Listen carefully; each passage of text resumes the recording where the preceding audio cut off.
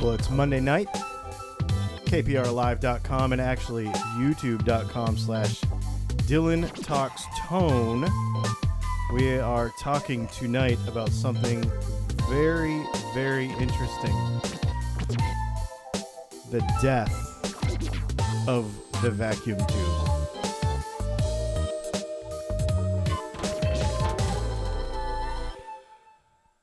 Well, how is everybody doing tonight?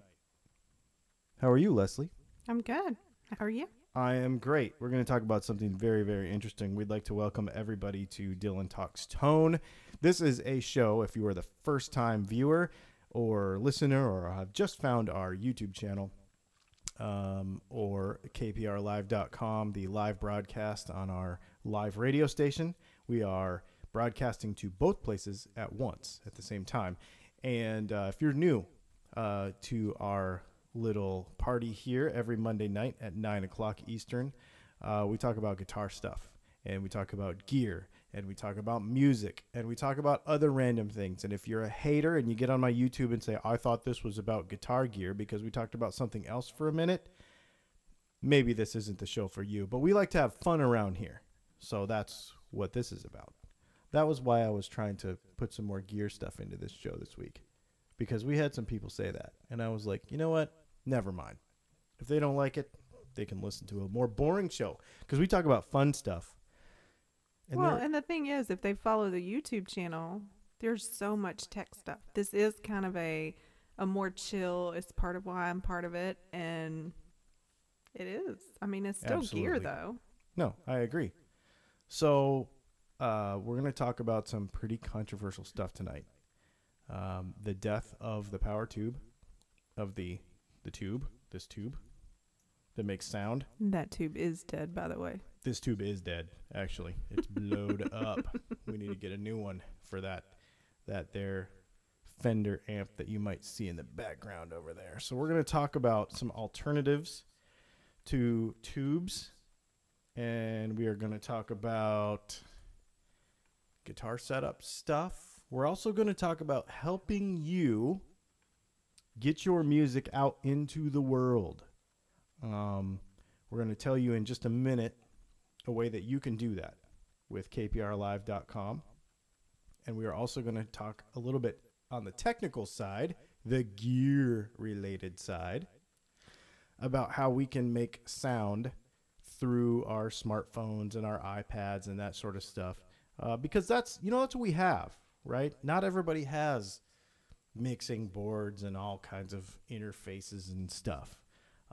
So simply being able to make music is really, really important. And I was talking to Jack Harrison. He has a show on Wednesday nights called Gear Guys Radio on KPRLive.com. Definitely check that out, where he interviews a lot of guitar builders and techie people and stuff.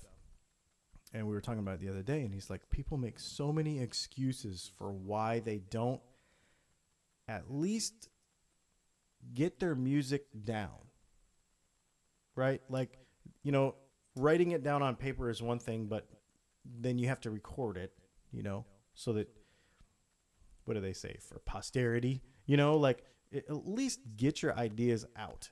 And a lot of people make a lot of excuses. Well, I don't have this and I don't have that. The cool thing is that technology has made things so much easier and cheaper. We're going to talk about for basically $40 that you can record stuff. So we're going to talk about that. And, maybe some music news and some other little things going on around the music world. What do we do this week? We made some videos. Mm-hmm. What do we make? We did a lot of live videos, which is really fun. I've really discovered this whole YouTube live thing. It's been super fun. It's been good. Yeah. Despite some technical difficulties, we had a bad cable the other day, so we're going to have to redo that one. But it got so many views by the time I realized, I was like, well, So I just made a note on there. I was like, don't, skip ahead past 4 minutes and 30 seconds or something, and then, and then everything will be fine. So, whatever. But if people weren't watching, we wouldn't have known. So super cool that thank you. We got some feedback on that. And yes, and speaking of that, please tell the viewers and listeners how they can be a part of our show tonight, right now, because we want you to be there. This is going to be a good conversation. We want you to be a part of it. So Leslie will tell you how to do that. So tonight, and we already have some people on, so they must have found us. Excellent. But if you go to youtube.com, Dylan Talks Tone, and it'll show you that we're live right now. Yep. I shared a link. If you follow Dylan Talks Tone on Facebook, we shared a link there with just a little clip picture, kind of the way we used to do it, and the link to YouTube directly is there. But we've started a chat. I can see that there's people watching. There's people already talking. So welcome. And then this replay, we're going to talk in a little bit about KPR Live again. And this replay for the audio version will be on KPR Live as well. I just threw the website up there so people could see it. Throw it up. Yep. The replay at kprlive.com. That will probably be available either tonight or tomorrow. I don't usually promise it until tomorrow morning. But sometimes I do it right after the show, depending on how I'm feeling and how much fun I've had. So that also is up to you. No pressure. No pressure. Let's have fun. So let's talk about these live videos that we've made this week, because this is really going to segue into how we do it and therefore how you can do it. We make a lot of audio and video content here at Dylan Talks Tone, and we've found really complicated and super crazy ways to do it, and we found really simple ways to do it as well. We did a product spotlight video on our lipstick pickups. We have a Dylan Stratocaster style guitar around here somewhere, that surf green one, and we've got our very low output lipstick pickups. That was actually a request from a viewer from last week's show. Yeah, they were on the live chat. Continuation, yeah. Mm-hmm. They were on the live chat, and they said, hey, did you do a demo of those? And I'm like, no, I need to do that. So we did that the very next day, I think.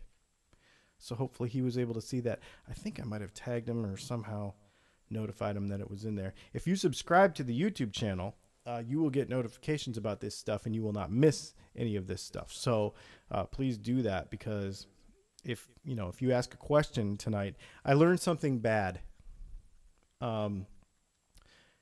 If you ask a question and we don't get to you, it does go away. I cannot go back and look. So there's not even history for you as the owner of the... There is not. I went back and looked. So if you really want to know the answer to a question right now, there is the super chat option that bumps you up to the top of the list so that you can ask a question and we will not miss you. But if we do somehow miss you, what you can do is just comment on any of the videos. Subscribe and comment on any of them, and just be like, this is a random question. It might not have anything to do with this video, but just ask a question. Or if we don't make it to your question during the live show, just re-ask it once the video's not live, and then it kind of lives forever. Then it lives forever as a comment. Exactly. So I was really stoked to be able to do that. I don't know if you guys have been watching any of the live stuff or the stuff that we've been doing with the Kemper, okay? Because we have a Kemper power head that we use in the studio a lot. It is not, I don't use it out live. I don't gig with it really. But we use it in the studio all the time. And the reason for that is it's very easy to go line out and be able to give us really nice sound. Really nice tone for the internet. It works really, really well for that. It's been an amazing tool to be able to do that. And so how we're doing it, is we are using, and Leslie can share the links for a couple of different options here. There are two different very price easy, what is that called? Affordable interface options that you can plug into your iPhone or your smartphone, or iPad or whatever, and then you can then plug in, like I have a line out of a Kemper, and then I can go straight into that, and then I can use like GarageBand or there's any number of DAWs that are on even Amplitude or anything like that on your iPhone that you would be able to use and have like recording quality sound. The two options that she's sharing with you, one of them is XLR in. Okay, so you can have a microphone, you could do an XLR in. The other one is like a line in. Okay, so like a 1/4 inch that you could, knock down to a 3.5 millimeter, something like that. But both of the options, they're super cool because they have an input gain adjustment. Okay, so you can actually not overload, your little preamp in your iPhone or your iPad or whatever. And they work really, really well. We're actually using the iRig version of one of those right now. So we have, the microphones and everything and the compression and all that stuff going through our board. And then we have an output from our board coming out through a 1/4 inch cable, and it goes into an iPad. And that iPad is running an app that allows us to be able to have multiple camera angles. We only have one tonight, but multiple camera angles. And for instance, if I throw up this graphic right here, the depth of the tube, or if we're doing one of the other shows, we're going to show you some photos later of some stuff. We're going to talk about some different amps, and I'm going to show you some different photos and this and that. That is all being done with an iRig going into an iPad. And it is giving YouTube right now live this quality of audio. And you're going to say, well, it's not as good as so-and-so and so-and-so. But this is the sort of thing that keeps people from just putting their music down. Like, at least record it, right? I agree. Get it out of your head at least. Exactly. And it is plenty good enough quality for a podcast or a YouTube video or any other, way to make it last forever and to show it to somebody. Maybe you need to put an EPK together so you can promote your band. This stuff is plenty good enough for that. And the links that Leslie's sharing with you. Perhaps post-show, because it doesn't seem to like links while we're live. Oh, really? I'm getting an error every time. I just told everybody I would probably have to share them after the show. Okay. Maybe can you share them on the Facebook page? I could. Yeah, we'll do it after. What we're going to do is after the show is over. I didn't know that. I didn't either. It keeps erroring out on me, though. This is only our second live show with all of the features. It would make sense, though. We don't want them to leave the show. No, absolutely. So maybe that's why. And YouTube doesn't like unapproved links. So that makes sense.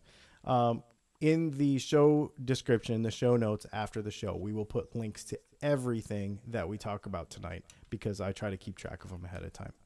So, the other thing we want to talk about, and I can cheat for this, is we're going to put the kprlive.com link back up on the screen.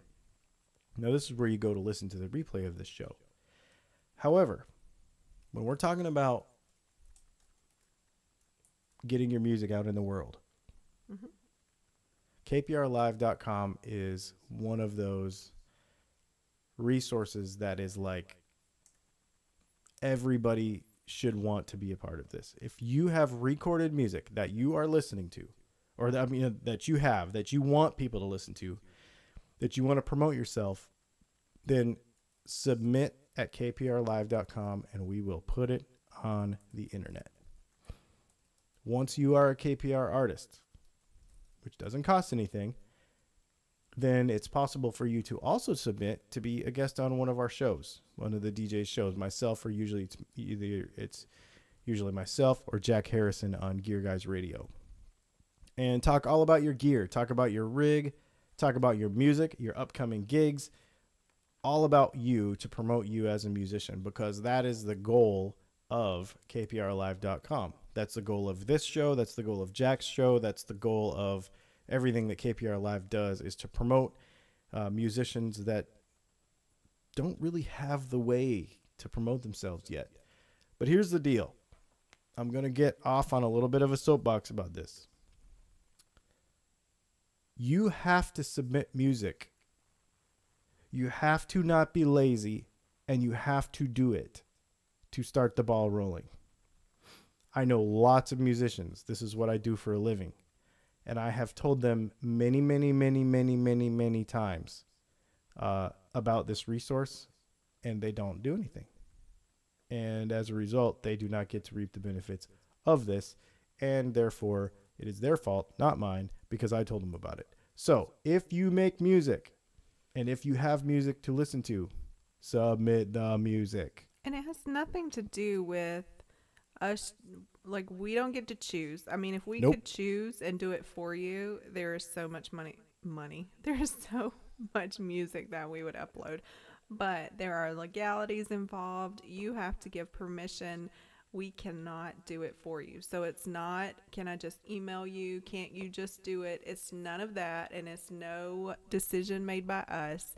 It is, you know, he's saying lazy, but you have to take that first step and you have to do it. Nobody can do it for you. So if you want to get your music out there, and most people that do take the effort to record it and to get it down and get it out of their head, they want to share it. That's why they're doing it. So share it. Take a first step. You know, the other thing it made me think of is we have some good friends that own recording studios and various things too. And if you are a person who is worried that you don't have the skills, or you don't have the equipment, or you don't have the whatever to record your music and get it out into the world, maybe comment, let us know, shoot us a message. If you think it might be a good idea for us to have a sound engineer on the show as a guest to talk about how to set up something basic so that you can get your singer-songwriter style music out, or maybe, you know, how to do a rap track without lip syncing over your own music. Oh my gosh. Sorry. That's a pet peeve. It is a pet peeve. Leslie and I have been to many shows where there have been rappers, which I love rap music. Mm-hmm.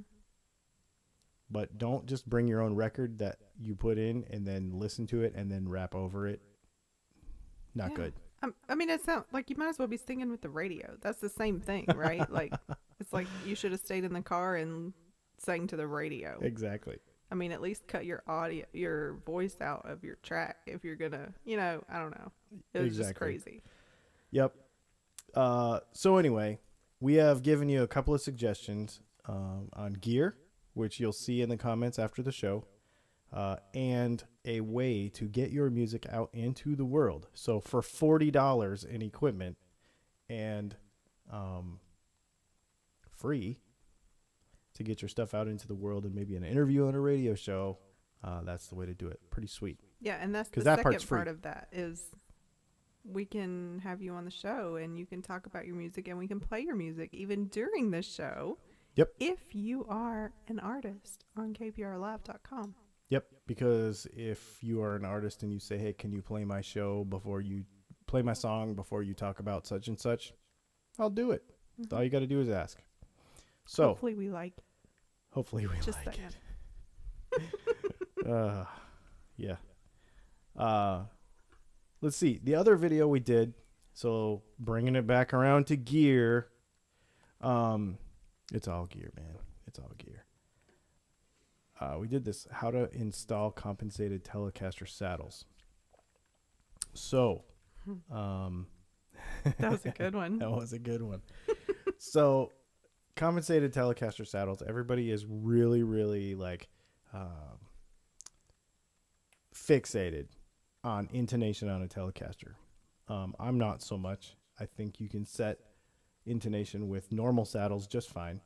But for the people that really feel they need to take it to the next level, compensated saddles can make a difference depending on your setup. And so we did a video, compensated saddles. And let me say we.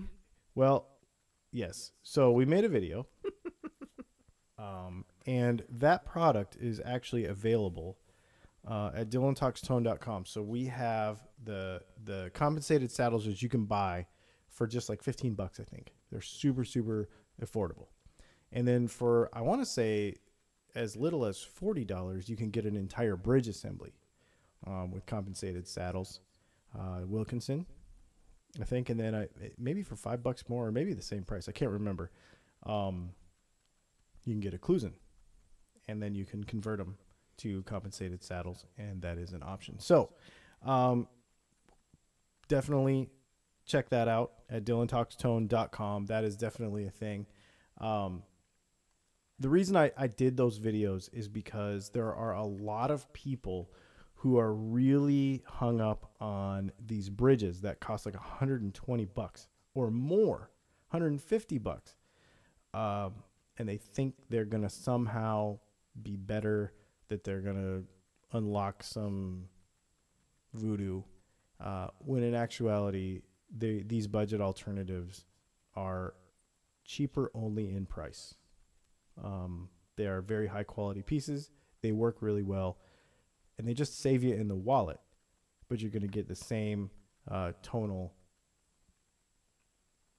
advantage and capability and everything. So just know that that's a really good option at DylanTalksTone.com. So, and I'll let Leslie tell you about the second part of why this video was so amazing. So I stole this video, y'all, and I talked over it. So you get my narration to go with the same video about these compensated saddles. I didn't even know what that was. So I will definitely share a link to both videos, the one that will teach you something and the one that was just flat out funny, that I narrated on his behalf. And then if you really want to see something funny, he did a makeup one too.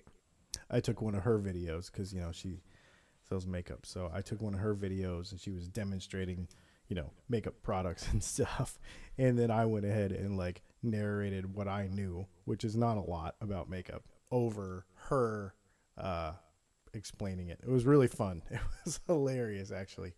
So we'll share links to that stuff in the description of this video after the show, apparently, because we can't do that right now. YouTube is like, nope, you gotta stay here and watch. Yep. How's the old FAQ section going over there?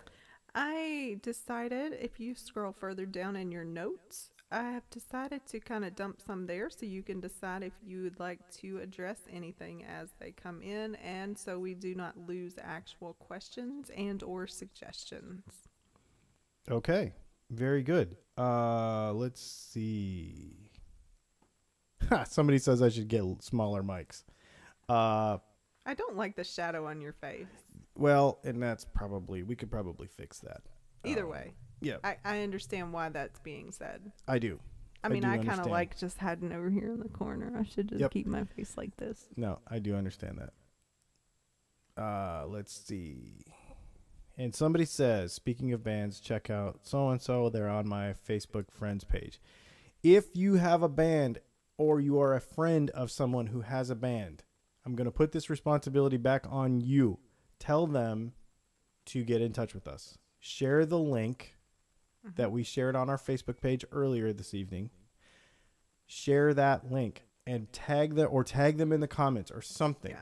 And when you go to kprlive.com, it is pretty prominent right there on the front page too. Because I can't chase people around. It is for the radio station. It is not just for our show. You could be on Gear Guys Radio. You could be on any of the shows that are featured on kprlive.com. And it is a 24-hour streaming actual radio station that you can listen to right after this show. Not right now. Oh, well, if you go listen to it, we'll be on it. So anyway. Sure, you can listen right now. Yeah, you can listen to it right now if you want. And I hope you are. But it is 24/7 streaming. So put your phone in your pocket with some earbuds and listen to a bunch of new music that you've never, ever heard. Yeah. And some of it is so good. Yes, agreed. And it's done, I can't remember now what the time blocks are, but Jack said that he put it together kind of in a little bit similar more like time blocks. genres? Yeah, Okay. so that things would be easier to listen to. And somebody's asking us about, I've got 9 tube amps. Is it going to be hard to find tubes to buy anymore? And I think we're going to cover that. Yeah. So, well, let's start talking about that. All right. The death of the tube amp. Okay. I think this is going to end up being a series. I think that the death of the tube amp series is That's funny. not series. I think the phone is trying to talk to me. So we take for granted the fact that we have tube amps, and they are our number one favorite way to amplify sound. It's been that way since the beginning, right? Like since the 50s, 40s, since the 40s. Because in the 40s, that is how you made sound bigger. It sounds like a stupid thing to say, but if you took a little sound and you put it through a tube, it got bigger. It's an amp. It amplifies sound. That's what it does.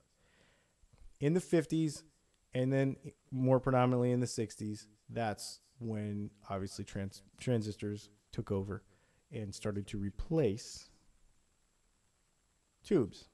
Now we all know that there are certain things that solid state transistors up until very recently could not even get close. They couldn't even, I mean, I remember my first amplifier when I was a kid was like a 1979 or something PV Studio Pro 40.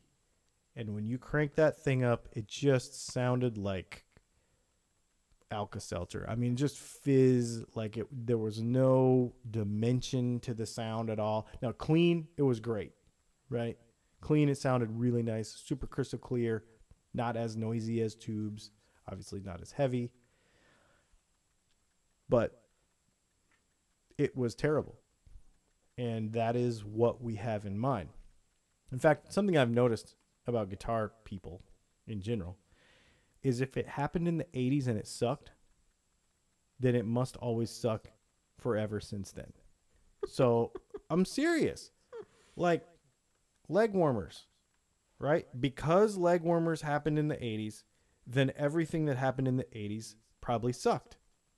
Because those big pointy guitars that shredder people played happened in the 80s, then the 80s sucked. So everything that comes from the 80s probably sucked. Except for you. Painting a guitar in the 80s sucked. Polyurethane in the 80s sucked. It doesn't anymore. But just because it sucked in the 80s, everybody thinks it's always going to suck. Same thing with transistor amps. Solid state amps. Non-tube amps. Non-conventional tube amps. That's what we're going to call them. Okay? Non-conventional tube amps. Because there's a reason.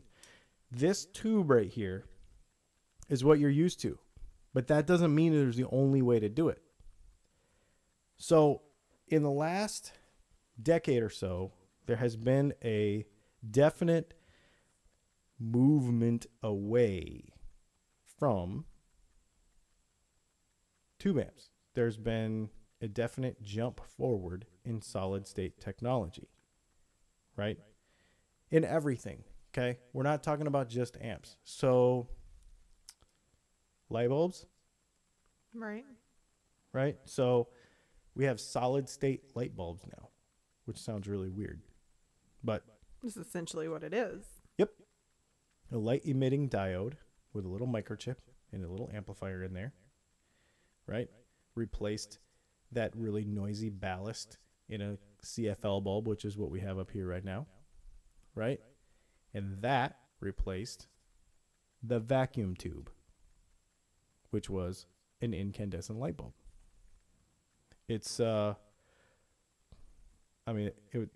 it's definitely a transition forward in technology over the last probably 10 or 15 years. Do you know why? Why there has been such a leap forward in the last 10 or 15 years away from... I mean, is it not because of the environment? Exactly. You think about why we got rid of incandescent bulbs. They were incredibly inefficient and honestly kind of downright dangerous, right? Like, you could tip over a lamp and burn down a house.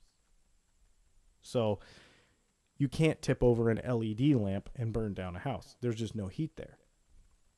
Also, an LED lamp uses like none of the energy that... yeah, what's the equivalent? Like 4 watts is a 75 watt bulb, or is it 60 watt or something like that? Yep. It's about crazy. Like that. Since we changed all of our light bulbs out in our house, our electricity bill is almost nothing compared to like what even some of our neighbors in our neighborhood pay, because we went to the trouble to change it out. So this is definitely happening. And you're going to say, well, this has nothing to do with guitar amps. But the thing is, it has everything to do with it. When I started posting this today, people will start to say, well, yeah, because you have a Kemper, so you're going to just talk about how Kempers are better than tube amps. No.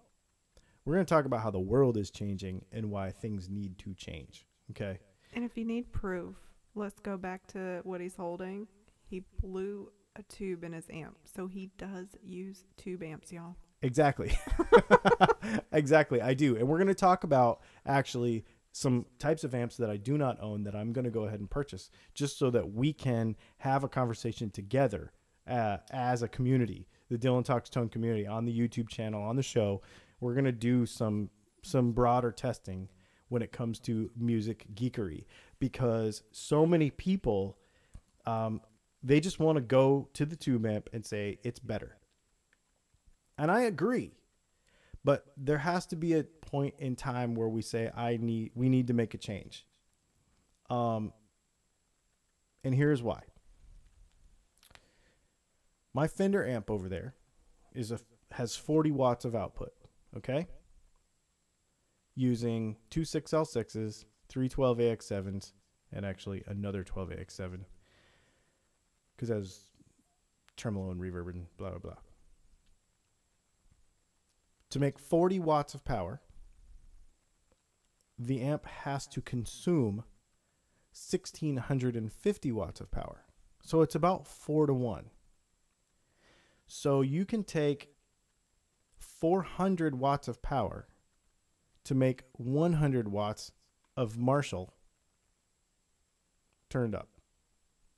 That is ridiculously inefficient. Ridiculously inefficient. Let's take, for example, my Kemper. My Kemper has a 400 watt Class D power amp in it. It consumes approximately 30 watts of power to make 400 watts of power. Okay? Let's take, for example, let's see, this guy right here, this Boss Katana. This Boss Katana is a 50 watt amp, and it takes about 30 watts of power. Now, the interesting thing about a Boss Katana is it is not a Class D amplifier. I did not know this. This is actually a Class AB. What does that mean? It's just the way the amp, without getting into transistor science, it's the way the amp, it's like two little amps in there that talk to each other. It's called push-pull. Anyway, without getting super technical about that, that amp is incredibly efficient. Less efficient than a Class D, but way more efficient than a tube. Okay? Why? And then let's take a look at this other. Well, actually, we're going to talk about this other one in a minute, because I'm going to leave it to itself. Well, why does this stuff even matter? You're going to say, well, it doesn't matter. I'm going to buy whatever I want, and I'm going to plug it in. That's probably so, if you're in America. But other places in the world have already started to regulate and are working towards regulating the power consumption of home appliances. And Leslie and I did some research about this earlier today. One confirmed. One confirmed. Which one was it? The vacuum cleaner is confirmed. Okay, so since like 2014. Right. And what was the power consumption it was held to? 1600? Is it 1600 and previously was 2200? So most good, like if you went and bought a Dyson or something. And they're also, so the same thing. They're trying to educate, right? Like more wattage doesn't mean more power or more efficient or a better machine necessarily, but that's what everyone has equated it to all these years. Like, oh, bigger number must be better. And now they're trying to reel it in and people are like, oh, you're trying to whatever. So, but the thing is that with a tube, it does. The number doesn't get better. It's 4-to-1. So if you look at my 40 watt amp, it takes 1650 watts to make it go. If you have a 100 watt amp, it takes 400 watts to make it go. It's 4-to-1. It's terribly inefficient. But what she's saying is there is coming to be legislation to make it to where electrical appliances are going to have to be a certain amount of efficient. What are some of the other ones? We were looking at, and they're like pushing for blow dryers. Fast boil, like electric kettles, which we have. Well, we have one. Yep. And obviously we have a blow dryer. I think maybe toaster ovens, computer routers. Routers, yes, that's a big one. Yep, and printers and stuff because they use a lot more power than you think. Mm-hmm. And you're gonna say, well, okay, yeah, but that's the European Union. That has nothing to do with me because I live in the United States or I live in Australia or I live somewhere else. Well, here's the deal. I didn't think about this, so I actually asked Alexa tonight how many people live in the European Union, and it was like 520 million or something. 510 million, something like that. And there's only 360 million people in the United States.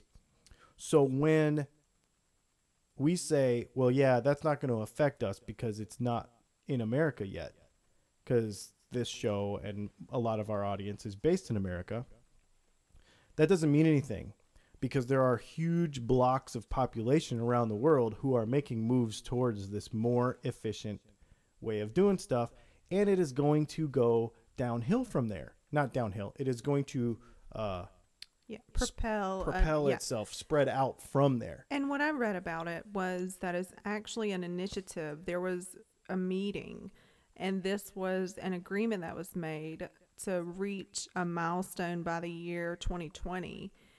And it seems that the European Union is really the only one, I don't want to say the only one pushing for it. Maybe they're the only one in the news about it. But it was a lot of other countries involved in this promise to reduce our footprint and make emissions better by 2020. A lot of people don't realize that 2020 is right around the corner. It is. A lot of people don't realize that by 2020, you're not going to be able to drive a petrol or diesel powered car into a city. It's going to have to be electric. Like you get to the city limits, you have to switch to electric, drive on electric while you're in there, come back out, turn your gas motor on, drive to the next city. You're going to have to do that in a lot of places in Europe. And people will say, well, yeah, that's over in Europe. But EU standards become other standards as things spread out because we are everything's kind of intertwined because of the internet and because of how things work. So we sit here talking about a Kemper. Well, where are Kempers made? Germany, right? So, and Japan is another place that's going to, they're on top of it with all this stuff. Where is Boss come from? Japan, right? What did we say? Katana means sword. Is that what it was? Yep, yeah. Yep. So this leads us to something very, very interesting. And you guys may have seen this already. I'm sure you probably have. This is probably old news to everybody except for me because I'm just now starting to pay attention to this stuff. But you see, I'm paying attention to it in a different way. A lot of people are like, all I care about is this tone versus this tone. I don't care about that. All the amps that I'm talking to you about this evening make good sound. Do they sound like your 1965 blackface super reverb? No. But do they make a good sound? Yes, they all do. And you can't argue with me about that because it's subjective, and I'm just going to say it. So, we're going to talk about something new. This is technology has been around for a couple of years, but it's just now starting to make it into something that you can buy for $200. Okay? I'm going to show this thing to you. This is a piece of technology made by Korg, and it is called the New Tube. And you're going to say, well, that looks like a microchip. That's solid state. Well, it's not. See those green squares? And for those of you that are on the radio, basically what we're looking at is it looks like an EEPROM chip, and it's got these green squares that light up in it.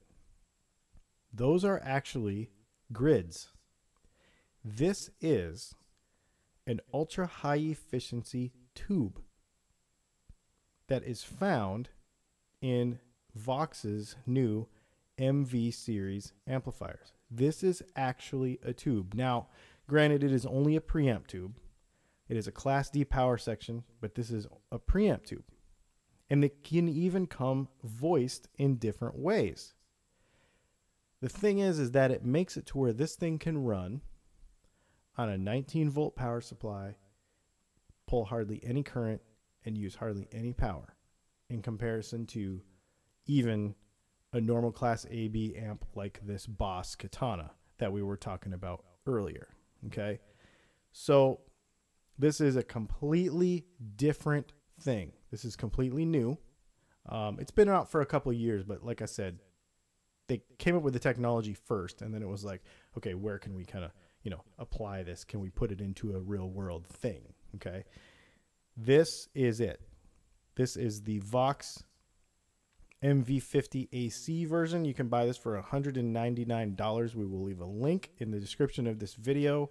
It is incredible to me that a 1 pound amp can have an actual tube thing in it that can make very good sound, be 50 watts, and can fit in the palm of your hand and be bought for $200. It just blows my mind. So the stuff is out there. The technology is going in that direction. It is happening. Things are happening. And the world is going to basically have to catch on. The other thing about tubes is Leslie and I were watching some YouTube videos last night about how these things are made. Yes, somebody just asked that question. They were like, and there are also only a couple of factories that still make tubes, and they're quite old. There are 4. Let's talk about that. Let's talk about that. There are 4 main. Now, there are other little boutique places, like some guy who's like, I'm going to make this tube and it's going to be, my thing. But when we order tubes, okay, I'm going to show you something. Now, this is, of course, on the radio, you can't see this, but I'm going to show you something.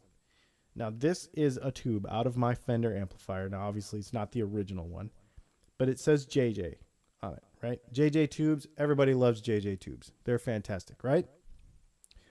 Well, if you look down here, this says Ruby. So you're like, wait a minute. Is this a Ruby tube or is this a JJ tube? Because I thought Ruby tubes and JJ tubes were 2 different brands. This leads us back to the same thing. There's only 4 factories, really, that make tubes. There's one in China. There's one in Czechoslovakia. There's one in, maybe 2 in Czechoslovakia, something like that. And maybe 2 in Russia that make tubes. The only difference between tube brands is where the guy has said, okay, I'm going to take this tube and I'm going to take this tube. I'm going to plug them in. I'm going to test them and make sure that their plate voltages and plate currents match. And I'm going to certify that I've checked that so that I can put this into a set. I could come out with Dylan tubes tomorrow. I'm not going to. But I could come out with Dylan tubes tomorrow, and I could basically just go buy a bunch of generic tubes from one of the 4 factories. I could have a tube checker, and I could test them all, and I could match them up in sets, and I could just stick my sticker on there and say, this is a Dylan tube, and it has been matched to my specifications within my tolerances, and therefore it's a Dylan tube. That's what happens. Ruby, JJ, whoever gets to it first, they stick their name on it. Then somebody else can come along, some other tube store, and like rebrand it. It's a bunch of rebranding of the same stuff, basically. And that's a very, somebody's going to jump on the comments and tell me I'm wrong, but that's a very generalized, basically oversimplified version of what happens. The thing is these are all made by people. And they're hand built and hand soldered and the grids are like wound by hand. All this stuff is done by hand. So that's why you have to sort it all. To talk about inefficient. Right. There's no efficiency to the process. I mean, like some people are like, oh, it's great. It's handmade. I mean, go watch a video. I don't know anything about this, but if you just have a pile of parts on your desk and somebody like scrambling and just pulling it, there's no like loving handmade to this. It is inefficiently handmade. Right. Slowly, like a painful process. Yeah. There's nothing custom about it. Right. It's not like our pickups or something where I'm like literally out there at 6 a.m, like doing things. Yeah, you don't get to call the person that's matching up or building your piece and be like, can you make sure this number is set? You don't get to do it. It's not lovingly handmade. No, and it is very inefficient. And let's be fair. The only people that use vacuum tubes anymore, there are some like radios in the military. In fact, I was talking to my brother-in-law about this a couple weeks ago. There are some radios in the military that still use tubes, and he was like supposed to inspect it or something, and he's like, what the heck, why do we even mess with this anymore? Because nobody uses them. They're like a backup of a backup of a backup of a backup, right? So even the military is like, we're so over tubes, we're doing things completely different now. And of course, obviously, hopefully the military isn't relying on this thing that I have in my hand, because it doesn't make any sense that they would.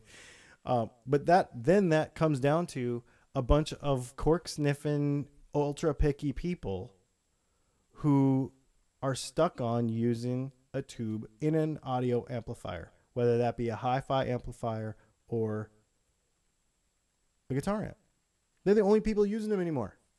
The rest of the world has moved on. Which is funny to think about. So we're talking about inefficiency and the inconsistency. So you may love this one amp that you've been playing for a year, and you've got to replace the tubes, or you get another one just like it, and it's going to be different. Period. That's why people actually pay hundreds of dollars for tube sets of original stuff from back in the whenever. That could what? Blow at any time? Like exactly. Okay. Exactly. No, that's exactly right. So that's why, technology like this thing, like this new tube is what they're calling it, is such a huge deal. It's revolutionary. Exactly. Name, new tube. Yep. And this is why I think people just need to be open-minded. And I know that I'm not going to change anybody's mind in one night. And that's not even why we talked about this. That's not the point. Yeah. But it's just to... It's mind-blowing. That's the point. Right. It's to alert people to the fact that this is 2017. And things change for a reason. Yes. And so just get caught up to where we are, where the world is going, and be ready. Because I'm going to tell you right now that if Vox, one of the oldest amp companies in the world, is on the cutting edge of amp technology, then Marshall and Fender and all the other people are going to be like, oh man, we have to plan for this too. Because if the EU next year or in 2020 comes out and says nobody can have a guitar amp over 1600 watts of usage, that's a big market. We just said the numbers, right? Bigger than the United States. Exactly. Even though, I mean, and we saw it happen with the wood, right? Like, Yep. I think people drug their feet and they're like, oh, it's not going to be a big deal. And now they're like, and here we are getting calls because they're like, oh, I know you don't use rosewood and I'm moving to another country. Can you please get me a guitar that doesn't have rosewood? Yep, exactly. Let's see. 10 minutes. 10 minutes out. You want to do some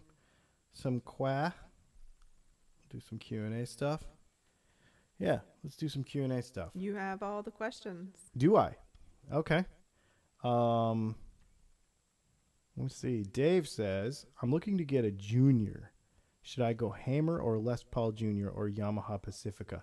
Man, that is a really relative situation. If you're going to go Gibson, go older. We didn't talk about the article that we read today, but if you're going to buy a Gibson, buy an older one. I'm just going to say that. I tell you what, the Yamaha Pacifica is a lot of guitar for not a lot of money. The Hammer is my top choice out of the list that you give me right there, simply because that is a really cool guitar. Hammers are very cool. There's one at our local like consignment used shop, and I've been walking in there, walking past it thinking, man, I don't need a guitar right now, but it's a really, really cool guitar. Let's see. You should demo that coil-tapped tele pickup you made. I did not make a coil-tapped tele pickup, but you may be asking about the Tele 90 that we are working on right now, or that we have built and it put in a guitar the other day. That's the one that I did a demo on, and I had a bad cable and it was scratchy for the first 4 minutes or so. So we will be getting to that. I may try to squeeze that in tomorrow. Oh, which reminds me. So if you're going to watch next week, it's going to be a really special episode. Internet provider dependent. We will be broadcasting from Punta Cana, Dominican Republic at the Hard Rock Resort. So, because we will be there on vacation. And if the internet is good enough, they tell us that the internet is good. So if the internet is good enough, we will be broadcasting live from the Hard Rock Resort in Punta Cana, Dominican Republic, next Monday night at 9 Eastern. Same time zone, so it'll be easy. Let's see. Would you clear up this doubt I have regarding truss rods, guitar necks? How is truss rod adjustment possible with carbon fiber reinforcements? The carbon fiber is not too strong. It does flex. It is all about a design, though. I actually have a guitar that is, I think it's got 4 layers of carbon fiber in there and then some other woods and stuff. It is very stiff. But remember that nature is stronger than anything. So moisture is going to still expand and contract the wood.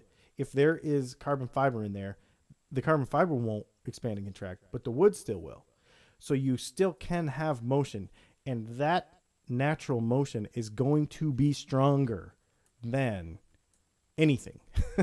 You know, it's like plants growing out from between rocks, right? They'll still, they'll still break rocks in half. It's the same thing with wood. It will still expand and contract. So it will be stiffer. It will be more stable. It will not move as much, but it still does move. Let's see. Back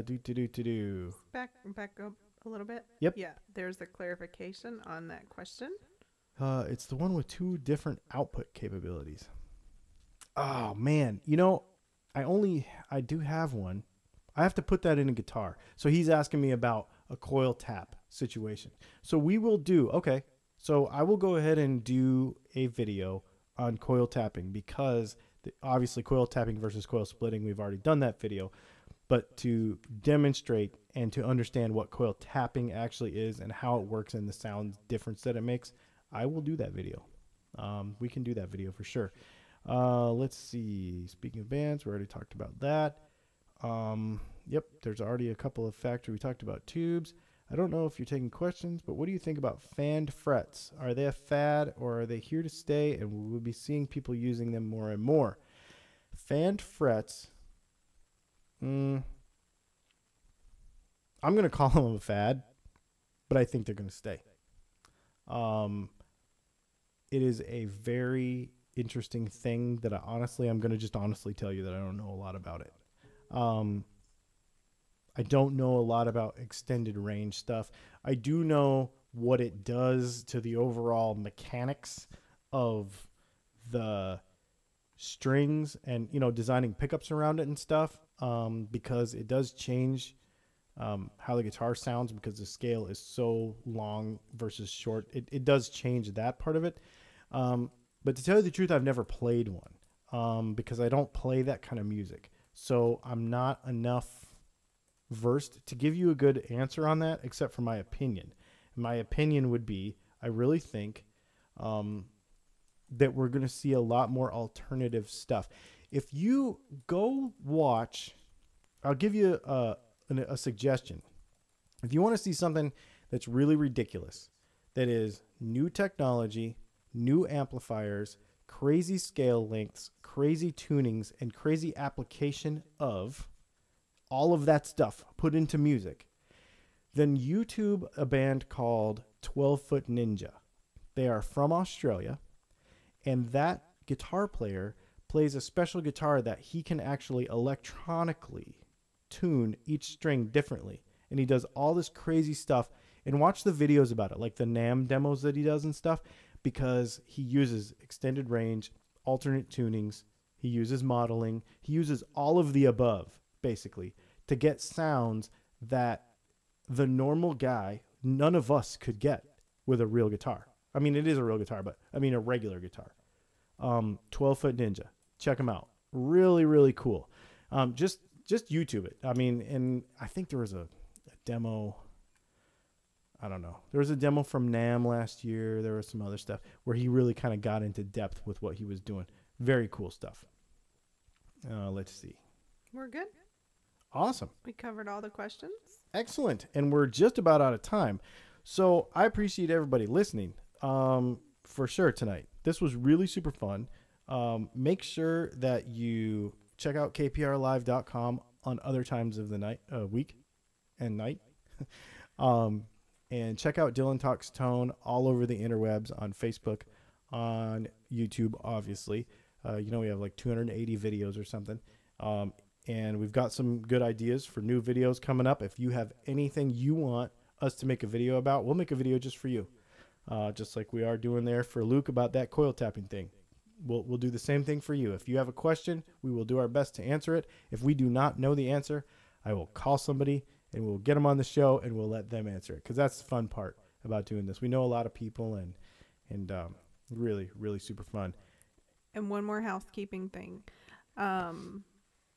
We failed in the trying to get the show better mixed and making sure gear was in everything. Just kind of revamping it a little bit, because if you watched this before, tonight was a little bit different. And we failed to pull all the names for our drawing. So when are you going to do the drawing for this week? Maybe I'll try to do it tomorrow before we go. Okay. So tomorrow. Yep. We'll call it and we'll get it done. Yep. And like I said, depending on how good the internet is for next week, we will be live from the Hard Rock Hotel in Punta Cana, Dominican Republic. Hopefully we can do it. Hopefully we can have like some beach behind us or some kind of, it's probably going to be some boring hotel room, but I hope it's not. It won't be boring. It won't be boring. Either way, it won't be boring. Every room has a jacuzzi. It won't be boring. I will not be doing a radio show from a jacuzzi. I didn't say from a jacuzzi. I'm just saying the room's going to be awesome. That could be cool, though. That would be weird. I do know that the bar is open. I do know that I can drink anything I want out of the little fridge. We are out of time. I want to thank everybody for hanging out with us this evening. It has been super fun. Please definitely check us out all over the interwebs. Check us out on on the YouTubes. Thanks a lot, and hopefully we'll see you next week.